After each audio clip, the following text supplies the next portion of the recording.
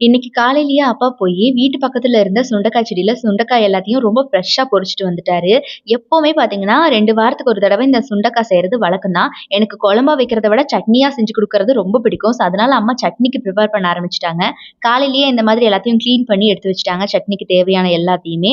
அந்த சுண்டைக்காய் பார்த்தீங்கன்னா, எவ்ளோ ஃப்ரெஷ்ஷா இருக்கு பாருங்களேன். எனக்கு எப்படா சட்னி சாப்பிடுவோம்னு ஆயிடுச்சு.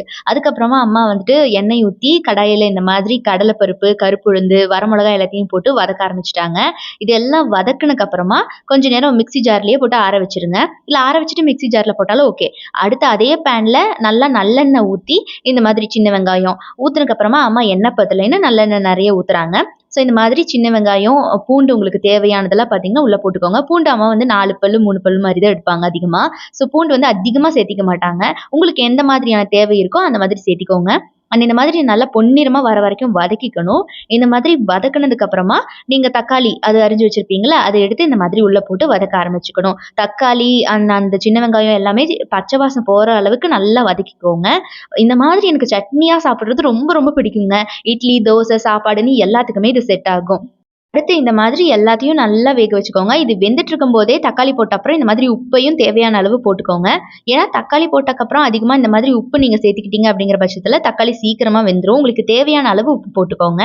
அடுத்து பார்த்தீங்கன்னா, இத நல்லா இந்த மாதிரி தாளிச்சு விட்டுட்டு, இது வந்து ஆற வைக்கணும். ஐ மீன் பார்த்தீங்கன்னா, நீங்க சட்னிக்கெல்லாம் ஆற வைப்பீங்களா அந்த மாதிரி தான்.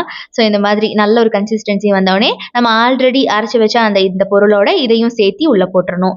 இது ஆறுன அப்புறமா இத நம்ம அரைச்சு எடுக்கிற மாதிரி இருக்கும். நல்லா இருக்குல்ல. தக்காளி இந்த மாதிரி செவ செவன்னு வெந்து வந்திருக்கிறத பார்க்கும்போது எனக்கு ரொம்ப நல்லா இருந்துச்சு. அம்மா எப்பம்மா சட்னி செய்வேன்னு கேட்டு நச்சரிக்க ஆரம்பிச்சுட்டேன் அம்மாவ. அதுக்கப்புறமா சுண்டைக்காய இந்த மாதிரி அறுக்க ஆரம்பிச்சுருங்க ஒரு பக்கம். ஏன்னா, அது கொஞ்சம் ஒரு பக்கம் ஆறும்போது, இந்த வேலைய நீங்க இந்த பக்கம் பார்த்துக்கலாம். இந்த மாதிரி 2ஆ வெட்டி போடணும்.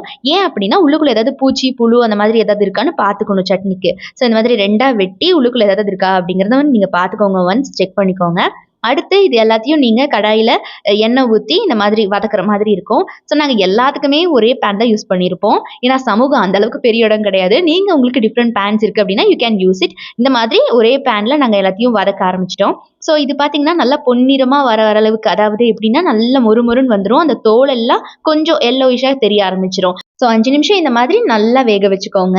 இந்த மாதிரி வதக்குனதுக்கு அப்புறமா ஆற வச்சு நம்ம ஆல்ரெடி வச்சிருக்கிற மசாலாவோட அரைச்சு எடுத்துக்கலாம். ஸோ அரைச்சு எடுத்ததுக்கப்புறம் பார்த்தீங்கன்னா, இந்த மாதிரி தான் சட்னி இருக்கும். செமையா இருக்குல்ல பார்க்கவே நல்லா இருக்குங்க. சாப்பிடும்போது பார்த்தீங்கன்னா, அவ்ளோ டேஸ்ட்டா இருக்கும். இதுக்கு புளி வந்து உங்களுக்கு தேவை அப்படின்னா, நீங்க தாராளமா சேர்த்துக்கலாம். பிகாஸ் எங்க அப்பா சாப்பிட மாட்டாரு வீட்ல. ஸோ அதனால புளி வந்து எங்க அம்மா சேர்த்த மாட்டாங்க. உங்களுக்கு வேணும்னா நீங்க தாராளமா சேர்த்துக்கலாம். இது தோசை, இட்லி, சாப்பாடுன்னு எல்லாத்துக்குமே செம காம்பினேஷன். இது செமையா இருந்துச்சு இன்னைக்கு. நீங்களும் கண்டிப்பா வீட்ல ட்ரை பண்ணி பாருங்க. சுண்டைக்காய் சட்னி அப்படின்னு சொன்னா டிஃபரெண்ட்டா இருக்குல்ல. ட்ரை பண்ணி பார்த்துட்டு சொல்லுங்க என்கிட்ட.